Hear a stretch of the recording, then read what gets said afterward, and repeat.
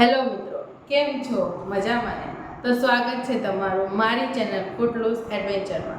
તો આજે ફરી એકવાર નવા ટોપિકની માહિતી શેર કરવા માટે હું આપની સમક્ષ હાજર થઈ છું. તે પહેલાં જો તમે મારી ચેનલમાં નવા છો તો પ્લીઝ મારી ચેનલને લાઇક, શેર અને સબસ્ક્રાઈબ કરવાનું ભૂલતા નહીં. તો ચાલો આપણે આપણા ટોપિક પર આવીએ. તો શું તમે જાણો છો આપણા દેશને તેના 3 નામ કેવી રીતે મળ્યા? તો ચાલો જાણીએ. પહેલું છે હિન્દુસ્તાન.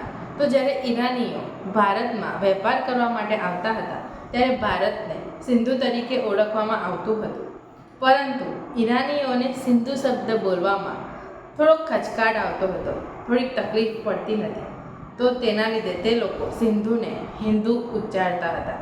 તો થોડા સમય પછી આપણા દેશને હિન્દુસ્તાન નામ મળ્યું. બીજું છે ભારત.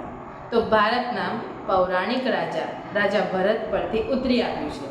તેમનું સામ્રાજ્ય કાશ્મીરથી લઈને કન્યાકુમારી સુધી વિસ્તરેલું હતું.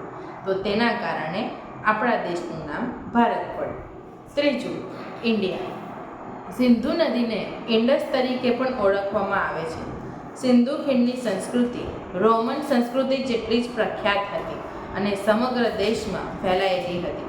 ઇન્ડસ ખીણના કારણે આપણા દેશનું નામ ઇન્ડિયા પડ્યું.